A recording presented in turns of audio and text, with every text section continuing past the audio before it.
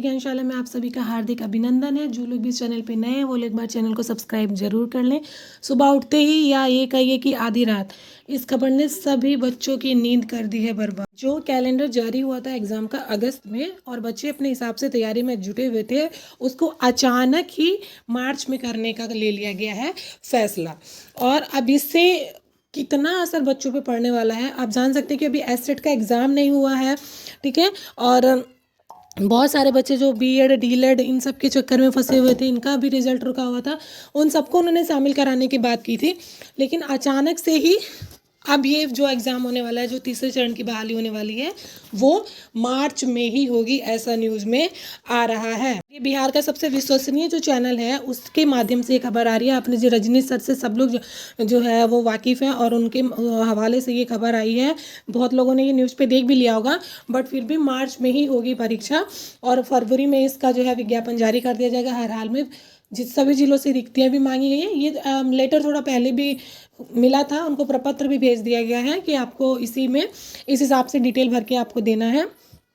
और 31 तारीख तक सबको पता है कि 31 तारीख तक सभी जो टीचर्स हैं उनको स्कूल अलॉटमेंट भी हो रहा है। तो टीआरई 1 और टीआरई 2 का तो प्रोसेस लगभग ख़त्म ही हो जाना है और टीआरई 3 के लिए सारा जो शिक्षा विभाग है वो तैयारियों में जुट गया है।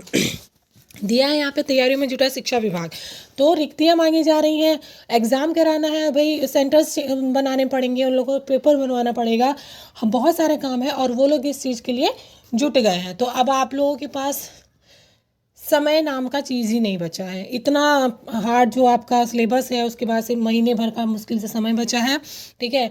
अभी तो बच्चे सप्लीमेंट्री खेल रहे थे कि अब सप्लीमेंट्री रिजल्ट आएगा या फिर कुछ चेंजेस होंगे, है ना। लेकिन ऐसा कुछ हुआ नहीं। अगस्त में जो बहाली आने वाली थी उसका पूरी तरीके से उम्मीद है कि वो पेपर मार्च में ही हो जाना है। देखिए, चयनित शिक्षकों को मिलेंगे स्कूल, ये खबर इसके लिए वेरी वेरी इंपॉर्टेंट हो जाती है कि उनको जनवरी लास्ट तक ये मैटर बिल्कुल क्लोज कर देना है। और ये उन बच्चों के लिए तो अच्छी खबर है जिन्होंने एग्ज़ाम दिया था, उनका सिलेक्शन हुआ, तो वो व्याकुल थे कि उनको कब हमको कोई ना कोई स्कूल अलॉट किया जाए। तो ये उनके लिए बहुत अच्छी खबर है ना। तो उनको स्कूल का अलॉटमेंट होने वाला है। दूसरा, कल तक ये शिक्षक नियुक्ति के बच्चे रिजल्ट देंगे, लेकिन अभी तक ऐसा कुछ हुआ नहीं है। 29 तारीख तक डेट दिया गया था, वो भी नहीं हुआ। अब बात करते हैं हम उस लेटर की जो इसमें सबसे ज़्यादा दिखाया जा रहा है।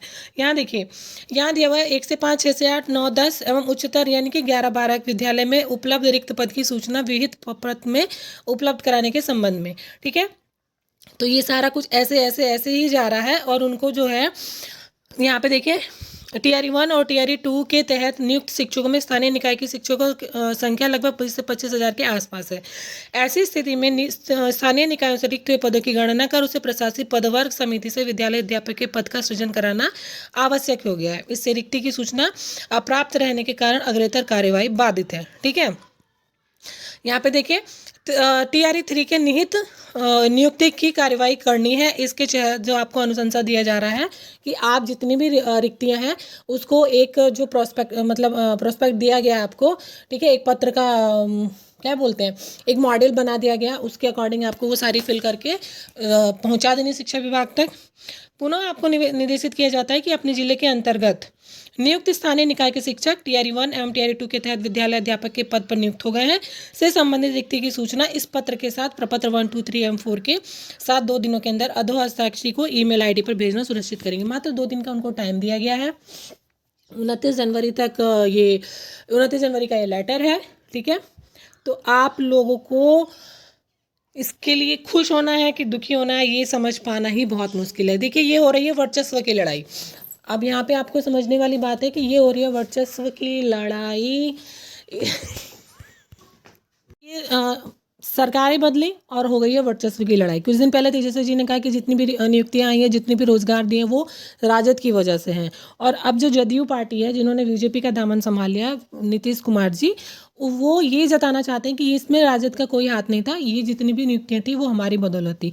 अब यहाँ पे देखने वाला एक गेम प्लान और हो सकता है कि अगर ये क्रेडिट नीतीश जी खुद को देना चाहते हैं तो देयर आर सम क्या बोलेंगे पॉजिटिवनेस, ये है कि आप डोमिसाइल, डोमिसाइल यहाँ पे बहुत इंपॉर्टेंट रोल प्ले करेगा। अगर उन्होंने रोज़गार का श्रेय अपने आप को दिया है तो ये जो डोमिसाइल की के लिए जो उनको बदनामी झेलनी पड़ी है बिहार सरकार को, वो उसका श्रेय हो सकता है तेजस्वी जी को दे दे कि उनकी वजह से जो है वो डोमिसाइल जो है हटाया गया था। तो यहाँ पे कुछ पॉजिटिविटी जो है बिहार के बच्चों के लिए ये रखी जा सकती है, बट अभी कोई भी सोर्सेज नहीं बताए हैं इस चीज़ के लिए कि हो सकता है डोमिसाइल को हटा दिया जाए, यानी कि डोमिसाइल लागू कर दिया जाए, बिहार के बच्चों के लिए ही सिर्फ फॉर्म फिल कराया जा सकता है, ऐसा उम्मीद जताई जा सकती है। क्योंकि अगर चुनावी गेम हो रहा है तो वो जो अपने को उसका क्रेडिट लेना चाहते थे, तो ये हो सकता है कि उनको जो है इसका भी क्रेडिट वो उन्हीं को दे दे कि उन्होंने उनकी वजह से ही डोमिसाइल को हटाया गया था। ठीक है, बट कुल मिला जुला के छात्रों का नुकसान तो 101% है।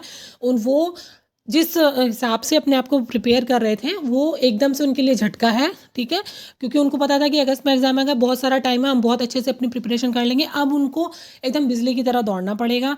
तो मुझे तो कहीं ना कहीं यही लग रहा है कि हर बार जो है वो जनता ही पिसती है, इस बार भी बच्चों को ही नुकसान होने वाला है। एस्टेट के बच्चों ने इतना फॉर्म भरा है कि उनको मौका मिलेगा, वो मौका नहीं मिल पाएगा इस बहाली में।